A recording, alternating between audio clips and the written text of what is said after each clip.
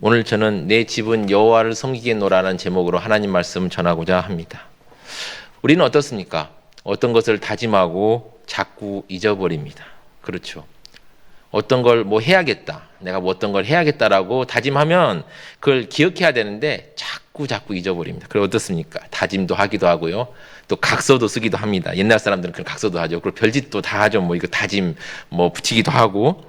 또 어떻습니까? 또 정말 해야 되는 일이다 싶을 때는 어떻습니까? 이제 올해 목표라고 이제 딱 정해서 이게 이곳저곳 붙이지 않습니까? 우리 교회도 이제 보면 여기 옆에 보시 가족 보고마가 붙여 있지 않습니까? 교회 곳곳에 붙여 있지 않습니까? 꼭 해야 되는 일이니까 붙여 있죠. 집안에서도 마찬가지죠. 이곳저곳 막 붙어 있기도 합니다. 특히 중요한 일을 할 때는 우리는 그 일을 자꾸 강조합니다. 오늘 여호수아는 자신의 삶에서 마지막으로 중요한 일을 하려고 합니다. 이 일은 이스라엘 백성들에게도 너무나도 중요한 일입니다. 오늘 우리는 그것을 살펴보려고 합니다. 여호수아 24장 1절부터 13절까지는 기회가 되시면 읽어보십시오. 하나님께서 아브라함을 택하신 때로부터 가나안 정복 이르기까지 하나님께서 행하신 위대한 구원의 역사를 설득력 있게 여호수아는 제시하였습니다. 이러한 역사적인 서론을 바탕으로 여호수아는 백성에게 이렇게 얘기합니다. 여호와를 섬기든지 강 저편 조상들이 믿던 신을 섬기든지 가나안 땅 아모리 족속의 신을 섬기든지 하라고 결단을 촉구하고 있습니다. 14절 상반절을 살펴보시면 그러므로 이제는 여호와를 경외하며 온전함과 진실함으로 그를 섬기라. 여호수아는 이제는이라는 표현을 통해서 긴급한 상황임을 이야기합니다. 이제는 여호와를 경외하며 섬겨야 할 때가 되었다 하는 것입니다. 그러나 여호와를 섬기는 것은 단순히 외적인 순종의 모습으로만 나타내서는 안 되는 것입니다. 따라서 여호수아는 어떻게 합니까? 온전함과 진실함으로 섬기라라고 이야기합니다. 온전함이라는 게 무엇일까요? 내적인 일관성을 얘기하는 것이죠. 내적인 일관성. 일관되게 마음으로 하나님 한 분만 섬기는 걸 이야기합니다. 진실함은 무엇입니까? 하나님께 믿을만하게 정말 신뢰성 있게 행동하는 것을 말하는 단어입니다. 그렇다면 이 내적인 일관성과 신뢰성을 가지고 여호와 하나님을 섬기는 것은 무엇을 말하는 것입니까? 14절 하반절을 보시면 그 답을 알 수 있습니다. 너희 조상들이 강 저쪽과 애굽에서 섬기던 신들을 치워버리고 여호와만을 섬기라 라고 하였습니다. 이것은 바로 아브라함이 옛날에 유브라데 강 저편에서 또는 이스라엘 백성이 과거에 섬기던 애굽에서 섬기는 신들을 제거하는 것을 의미하는 것입니다. 하나님만 섬기라라는 것입니다. 한 사람만 섬긴다는 것, 이것은 그 당시 그리고 지금도 마찬가지죠. 중요한 약속의 원리 아니겠습니까? 예를 들면 이게 이제 고대 근동에 여러 나라들이 있죠. 큰 힘을 가진 나라도 있고 작은 나라도 있는데 작은 나라는 어쨌든 큰 나라를 섬겨야 되지 않습니까? 그때 한 나라만 섬겨야 했던 것입니다. 그래서 그 큰 나라가 주는 혜택을 받을 수 있었죠. 그런데 그 작은 왕이 큰 나라 왕을 섬기지 않고 아무런 이유 없거나 아니면은 자기 마음대로 다른 나라 왕을 섬기게 되면 어떻게 됩니까? 그 큰 나라 왕이 화를 내겠죠. 그리고 공격하고 또 그 나라를 멸망시키는 것입니다. 하나님께로부터 이스라엘 백성도 어떻습니까? 땅을 받았습니다. 원래 이스라엘 백성들이 땅이 있었으니까 땅이 없는 자들이었습니다. 그런데 하나님으로부터 땅을 받게 되었습니다. 그렇기 때문에 이스라엘 백성들은 이제 하나님만을 섬겨야 하는 것입니다. 만약 이스라엘 백성들이 마음이 변해서 다른 신을 섬기면 어떻게 될까요? 안 된다는 것을 이야기하고 있습니다. 물론 이러한 충성은 사실 강요해서 되는 일이 아니죠. 이스라엘 백성들은 어떠한 신을 섬길지 선택할 자유가 있습니다. 그래서 여호수아는 이 점을 분명히 하고 있습니다. 15절을 보면 여호수아는 이렇게 말하고 있습니다. 만일 여호와를 섬기는 것이 너희에게 좋지 않게 보이거든 너희 조상들이 강 저쪽에서 섬기던 신들이든지 또는 너희가 거주하는 땅에 있는 아모리 족속의 신들이든지 너희가 섬길 자를 오늘 택하라. 오직 나와 내 집은 여호와를 섬기겠노라 라고 말하고 있습니다. 이스라엘이 어떤 신을 섬기든지 간에 자신의 집은 여호와 하나님만을 섬기겠다고 이야기하고 있는 것입니다. 어떻게 보면 이런 도전은 이해가 가지 않을 수 있습니다. 지금 상황이 어떻습니까? 하나님의 은혜로 모세 오경에 약속됐던 축복의 말씀들이 이제 완전히 성취가 되었습니다. 그리고 모든 이스라엘 백성들이 하나님의 인도하심을 충분히 경험하였습니다. 그런데 이런 상황에서 이방신과 하나님 사이에서 선택하라니, 이게 무슨 청천벽력 같은 이야기겠습니까? 그러나 이스라엘의 역사를 살펴보시면, 구약의 살펴보시면 이스라엘이 하나님을 섬길 것인지 아니면 이방신을 섬길 것인지, 이 문제는 그냥 이론적이고 추상적인 문제가 아닌 실존적이고 아주 현실적인 문제였던 것입니다. 물론 여호수아 시대는 아니지만 바로 직후인 사사 시대에 넘어오면 어떻게 됩니까? 이스라엘 백성들이 새 신을 택하여 섬기는 모습을 보여줍니다. 그래서 이것이 단순한 문제가 아님을 알 수 있습니다. 사사기 5장 8절을 보면 무리가 새 신들을 택하였으므로 그때의 백성이 성문에 이르렀으나 이스라엘의 4만 명 중에 방패와 창이 보였던가라고 이야기하고 있습니다. 이건 드보라의 노래 중에 일부분입니다. 사사기 드보라의 노래 일부분인데 여기서도 뭐라고 했죠? 무리가 새 신들을 택하였으므로 라고 이야기하고 있는 것입니다. 여호수아의 이러한 도전적인 말에 백성들은 응답합니다. 16절을 보시면 우리가 결단코 여호와를 버리고 다른 신들을 섬기기를 하지 아니하오리니라고 응답합니다. 그러면서 백성들은 그 이유를 17절 18절에서 얘기하고 있습니다. 이는 우리 하나님 여호와께서 친히 우리와 우리 조상들을 인도하여 애굽 땅 종되었던 집에서 올라오게 하시고 우리 목전에서 그 큰 이적들을 행하시고 우리가 행한 모든 길과 우리가 지나온 모든 백성들 중에서 우리를 보호하였음이며 여호와께서 또 모든 백성들과 이 땅에 거주하던 아모리 족속을 우리 앞에서 쫓아내셨습니다. 그러므로 우리도 여호와를 섬기리니 그는 우리의 하나님이심이니이다 라고 이야기를 하였던 것입니다. 고백의 핵심은 무엇입니까? 우리 하나님이시다 라고 얘기하는 것입니다. 그러면서 얘기를 하죠. 첫 번째, 출애굽 때 바로 이스라엘을 인도하셨고, 두 번째, 광야에서 약속의 땅에 오는 때까지 보호하셨으며, 셋째, 바로 가나안 땅을 정복할 때 친히 아모리 사람을 쫓아내셨기 때문에 여호와 하나님께서는 이스라엘의 하나님이시라고 이야기를 하고 있는 것입니다. 지금 이곳은 세겜입니다. 세겜에서 모든 이스라엘 백성들이 모여서 놀라운 신앙 고백을 하고 있는 것입니다. 그런데 이런 놀라운 고백에 대해서 여호수아는 전혀 예상 밖의 반응을 보입니다. 아주 퉁명스럽게 대꾸합니다.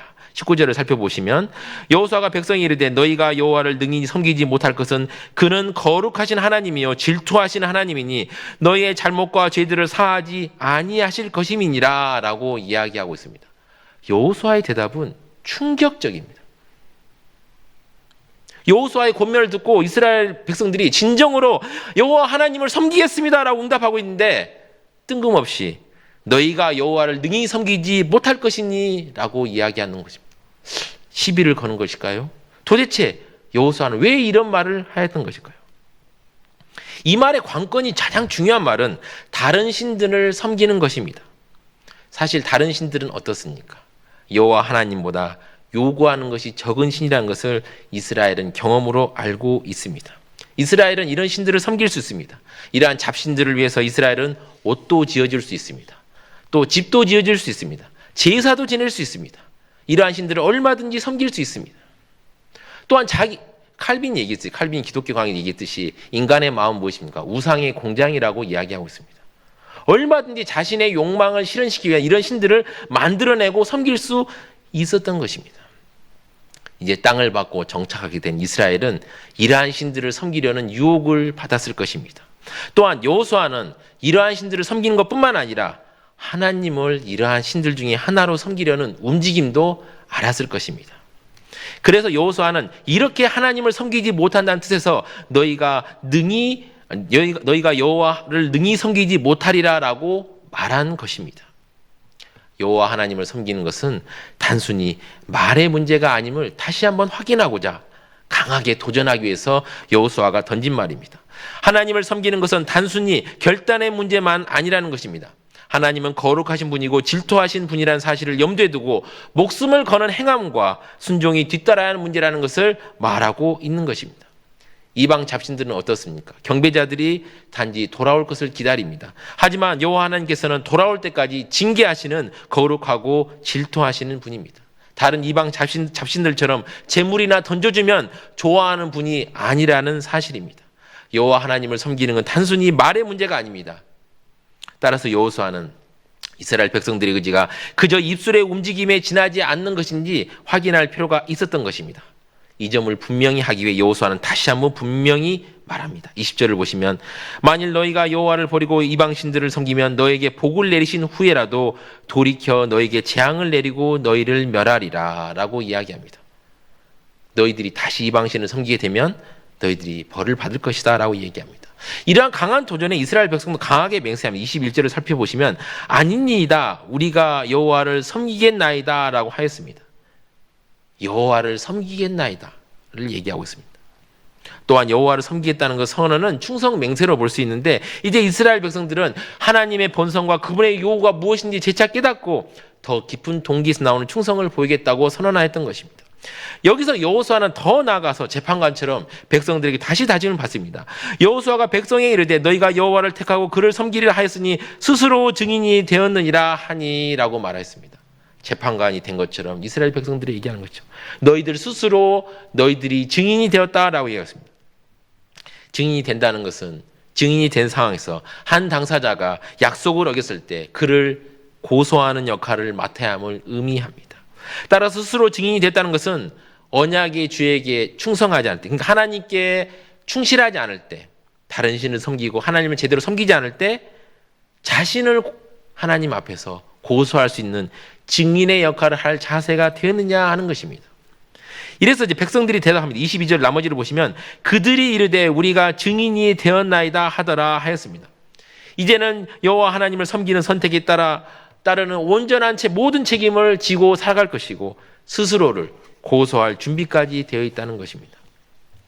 여호수아는 마지막으로 요구합니다. 23절을 보시면 여호수아가 이르되 그러면 이제 너희 중에 있는 이방신을 치워버리고 너희 마음을 이스라엘 하나님 여호와께로 향하라 하니 여기서 이제 보면 과거에 섬기는 신을 버리라고 하지 않았습니다. 지금 섬기는 신들을 버려라 라고 얘기합니다. 그리고 뭐라고 합니까? 내적인 헌신을 너희의 마음을 하나님께만 향하라 라고 해요. 두 마음을 품지 마라 라고 이야기를 하고 있는 것입니다. 그래서 이스라엘 백성들이 대답합니다. 24절을 보시면 백성이 여호수아에게 말하되 우리 하나님 여호와를 우리가 섬기고 그의 목소리를 우리가 청종하리이다 하는지라 라고 얘기하고 있습니다. 여호와 하나님을 섬길 수 있는 비결은 하나님의 말씀을 듣는 데 있는 것입니다.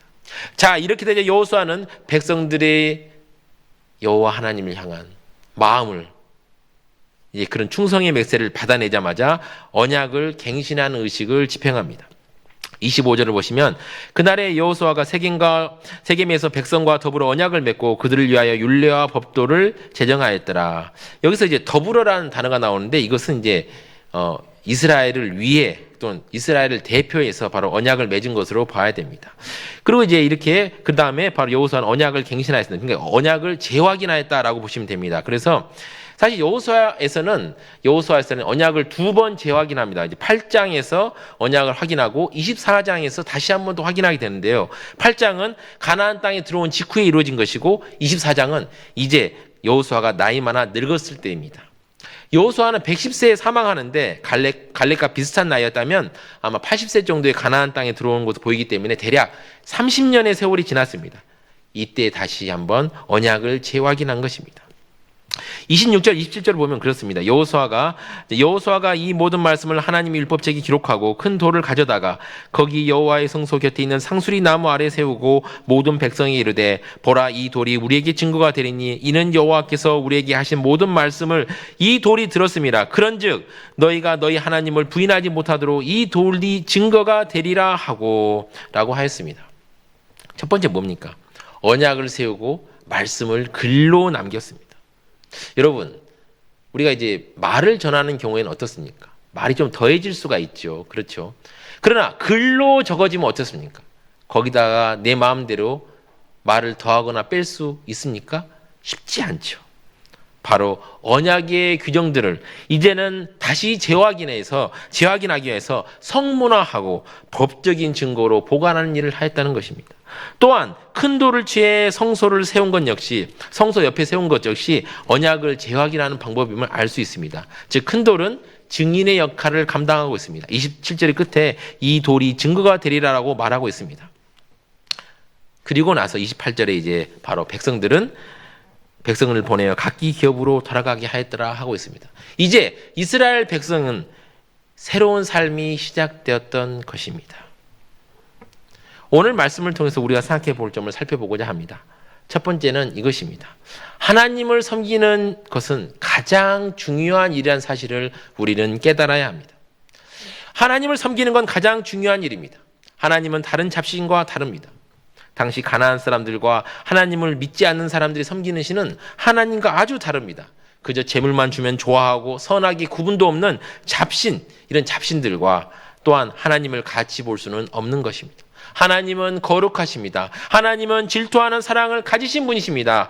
이러한 하나님을 속성을 안다면 우리는 다른 잡신을 섬기는 것처럼 하나님을 섬겨서는 안 되는 것입니다. 첫 번째, 하나님은 거룩하십니다. 하나님은 순결하시고 세상 어떤 곳에서도 오염되지 않으신 분입니다. 여러분, 이 세상 잡신들의 이야기를 들어보시겠습니까? 얼마나 세상 때가 덕지덕지 묻었습니까? 사람들이 말하는 신화들 한번 읽어보십시오. 거기에 나온 신들의 모습들을 보십시오. 세상의 불량배와 다름없는 모습들, 정말 추잡한 모습들을 얼마든지 볼 수 있습니다. 그러나 바로 하나님은 그렇지 않는 것입니다. 하나님은 타협을 모르십니다. 하나님에겐 절대 기준밖에 없습니다. 그래서 어떻습니까? 예수님께서 이 땅에 오신 것입니다. 죄가 간단하게 해결할 수 있는 일이라면 하나님인 예수님께서 굳이 하늘 보좌를 버리고 이 땅에 오셔서 십자가를 지셔야 할 필요가 있습니까? 여러분, 없지 않겠습니까? 이스라엘 백성들에게 하나하나 율법으로 명령을 보십시오. 얼마나 세세하고 놀랍습니까? 구약 성경이 바로 신약 시대가 되기 전에 헬라어로 번역이 되자 당시 지중해 문화권 사회에서는 베스트셀러가 되었습니다. 왜 그럴까요? 하나님이 얼마나 다른 잡신들과 다르게 절대적이고 도덕적 윤리적 기준을 가진 분이심을 알았기 때문에 그를 섬기려는 사람들이 줄을 섰던 것입니다. 하나님은 거룩하십니다. 그래서 그의 자녀된 우리도 거룩하기를 원합니다. 자녀된 우리도 거룩해야 합니다. 두 번째로, 하나님은 질투하시는 사랑의 하나님이십니다. 정말 사랑하면 질투합니다. 하나님은 우리를 그렇게 뜨겁게 사랑하십니다. 우리 애정이 식은 사람들은 어떻습니까? 서로에게 아무런 관심도 없지 않습니까? 그러나 하나님은 다릅니다. 정말 사랑이 무엇인지 확실하게 보여주고 있습니다. 하나님의 사랑은 뜨겁고 확실합니다.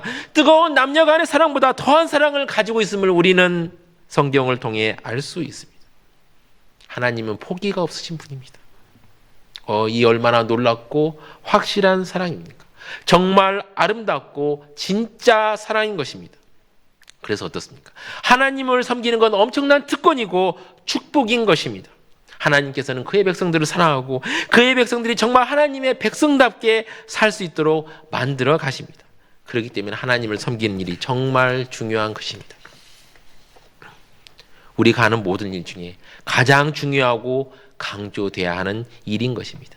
하나님을 섬기는 건 그저 잡신을 섬기듯이 그렇게 쉬운 것이 아닙니다. 하나님께서 말씀하신 걸 다 순종하고 따르고 하나님을 사랑하며 전심으로 공경해야 하는 것입니다. 이것은 우리의 인생을 다 걸어도 아깝지 않을 그렇게 중요하고 꼭 해야 하는 일인 것입니다. 그래서 여호수아는 14절 15절에 그러므로 이제는 여호와를 경외하며 온전함과 진실함으로 그를 섬기라. 너희의 조상들이 강 저쪽과 애굽에서 섬기던 신을 치워버리고 여호와만을 섬기라. 만일 여호와를 섬기는 것이 너희에게 좋지 않게 보이거든 너희 조상들이 강 저쪽에서 섬기던 신들이든지 또는 너희가 거주하는 땅에 있는 아모리 족속의 신들이든지 너희가 섬길 자를 오늘 택하라. 오직 나와 내 집은 여호와를 섬기겠노라 라고 하였습니다. 뿐만 아니라 또 19절 20절에 여호수아가 백성에게 이르되 너희가 여호와를 능히 섬기지 못할 것은 그는 거룩하신 하나님이시요 질투하신 하나님이시니 너희의 잘못과 죄들을 사하지 아니하실 것입니다. 너희가 만일 여호와를 버리고 이방 신들을 섬기면 너에게 복을 내리신 후에라도 돌이켜 너에게 재앙을 내리시고 너희를 멸하리라 라고 또 하나님을 섬기는 일이 얼마나 중요한 일인지 강조하였습니다. 또한 22절 23절에도 마찬가지입니다. 여호수아가 백성이 이르되 너희가 여호와를 택하고 그를 섬기라 했으니 스스로 증인이 되었느니라. 23절에 여호수아가 이르되 그러면 이제 너희 중에 있는 이방 신들을 치워버리고 너희의 마음을 이스라엘의 하나님 여호와께로 향하라 라고 마지막으로 강조하고 다짐하였던 것입니다. 이렇게 하나님을 섬기는 일은 모든 것을 걸어야 합니다. 우리는 예수님께서 천국에 대하여 말씀하실 때 이것을 알 수 있는 것입니다. 마태복음 13장 44절에서 이렇게 얘기합니다. 예수님께서 이렇게 말씀하십니다. 천국은 마치 밭에 감추인 보화와 같으니 사람이 이를 발견한 후 숨겨두고 기뻐하며 돌아가서 자기의 소유를 다 팔아 그 밭을 사느니라 라고 얘기하고 있습니다. 모든 것을 포기하고 하나만 잡을 때 바로 그게 바로 천국이라고 얘기하고 있는 것입니다. 13장 45절 46절에서도 이렇게 얘기합니다. 천국은 마치 좋은 진주를 구하는 장사 같으니 극히 값진 진주 하나를 발견하며 가서 자기의 소유를 다 팔아 그 진주를 사느니라 라고 말씀하시면서 하나님을 섬기는 것이 전 인생을 다 걸어도 될 만큼 중요한 일임을 말하고 있습니다.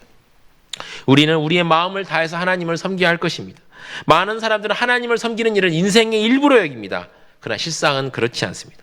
하나님을 섬기는 것이 우리 삶 속에 가장 중요한 일이며 축복된 일인 것입니다. 실제로 어떤 사람들은 주일 하루 교회에서 예배 드리는 것, 또 지금은 영상 예배 드리는 것으로 신자로서 해야 할 일을, 모든 할 일을 다 했다고 생각하는 경우가 많습니다. 또 어떤 믿음 있는 분들은 교회에서 열심히 봉사했으니 일주일 동안은 내 마음대로 살아도 된다고 생각하시는 분들도 있을 것입니다. 그러나 그렇지 않습니다. 우리는 평소에는 삶으로 하나님께 예배드리고 교회에 와서는 공예배를 드려야 하는 것입니다. 이것을 기억하고 살아가시는 성도님들 되시기를 바랍니다. 두 번째입니다. 두 번째는 우리는 가족 복음화를 통해 온 집안이 다 같이 하나님을 섬기도록 해야 합니다. 오늘 여호수아는 오직 나와 내 집은 여호와를 섬기겠노라 라고 하였습니다. 이것은 하나님을 온 가족이 섬기는 일이 얼마나 중요한지를 말하고 있는 것입니다. 하나님을 섬기는 것이 인생에서 가장 중요한 일이라면 우리는 우리의 가족들이 하나님을 잘 섬기도록 권면하고 가르치고 인도해야 됩니다. 디모데전서 5장 8절을 보면 누구든지 자기 친족 특히 자기 가족을 돌아보지 아니하면 믿음을 배반한 자요 불신자보다 더 악한 자니라 라고 하였습니다. 물론 문맥상 따져보면 이건 과부의 돌봄의 맥락에서 등장한 말입니다.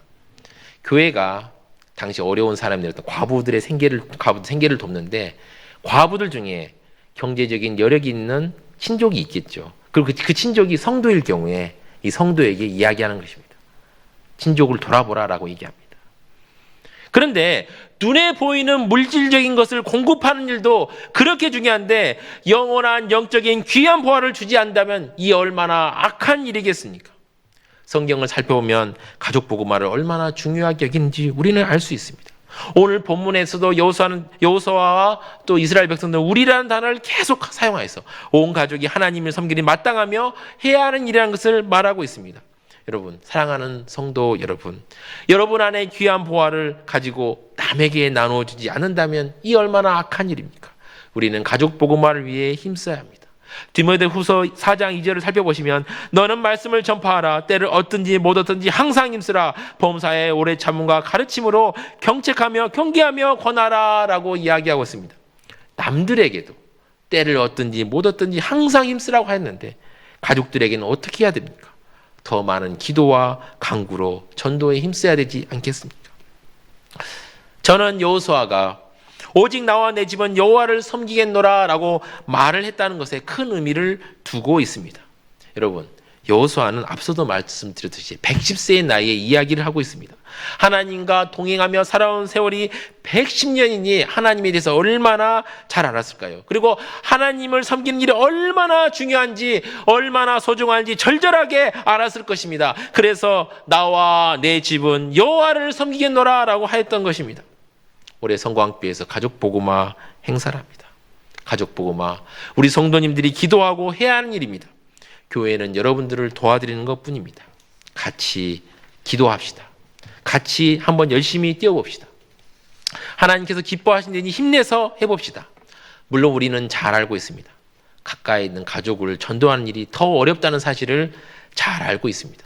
그러나 어떻습니까? 우리는 이 일은 어떻습니까? 포기할 일이 아닌 것입니다. 우리의 생명이 다하는 날까지 해야 되는 일인 것입니다.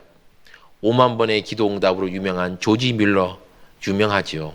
이 사람도 전도 대상자를 두고 죽을 때까지 기도했습니다. 그리고 그가 죽을 때 어떤 사람 믿음의 길로 돌아왔고 죽고 나서 예수님의 품으로 돌아온 사람들도 있었습니다. 여러분, 우리는 이 일을 죽을 때까지 감당해야 하는 것입니다. 여러분, 우리 주님께서 힘과 지혜를 우리에게 주시도록 기도하면서 가족 복음화 일을 끝까지 해보시기를 진심으로 권면합니다. 하나님께서 함께 하시면 열지 못할 마음의 문은 없습니다. 여러분, 가족 복음화 대상이신 우리 가족 여러분, 정 힘들면 올해 교회에서 지정한 기간만이라도 같이 기도하며 해봅시다. 그래서 가정 가운데 하나님의 사랑과 은혜가 넘치고 넘치는 일이 가득하기를 기도합니다. 말씀을 마무리하겠습니다. 여호수아는 3번이나 묻고 또 물으며 이스라엘 백성에게 물었습니다. 그리고 언약을 재확인하였습니다. 우리는 이 일을 살펴보며 하나님을 섬기는 일이 얼마나 중요하고 귀한 일임을 우리는 알 수 있습니다. 하나님을 몸과 마음을 다해 잘 따르며 섬기는 성도님들이 되시기를 기도합니다. 또한 여호수아는 오직 나와 내 집은 여호와를 섬기겠노라 하면서 가족이 같이 하나님을 섬길 것을 말하였습니다. 가족 복음만 해도 좋고 안 해도 좋은 것이 아닙니다. 반드시 해야 하는 것입니다. 아까도 말씀드렸던 디모데전서 5장 8절을 보시면 누구든지 자기 친족 특히 자기 가족을 돌아보지 아니하면 믿음을 배반한 자요 불신자보다 더 악한 자니라 라고 말했던 사도 바울의 말씀을 기억하며 가족 복음화에게 성실하게 임하시는 우리 성도님들 되시기를 진심으로 기도합니다. 제가 기도하겠습니다. 하나님 아버지 감사합니다. 오늘 이 본문의 말씀을 통하여 하나님을 섬기는 일이 얼마나 중요한 일인지 그리고 얼마나 귀한 일인지 다시 한번 깨닫게 해주시니 감사합니다. 또한 주님, 이 말씀을 통하여 가족 복음화가 얼마나 소중한 일인지 얼마나 해야 되는 일인지 이렇게 또한 깨닫게 하여 주시고 보여주시니 감사합니다. 이 말씀을 듣는 우리 성도님들 한 사람 한 사람 가족 복음화에 힘쓰게 하시고 기도하게 하시고 또 하나님을 잘 섬겨서 하나님으로 칭찬 듣는 우리 성도님들 될 수 있도록 주님 은혜 베풀어 주시옵소서. 이 모든 말씀 예수님 이름 받들어 기도드리옵나이다. 아멘.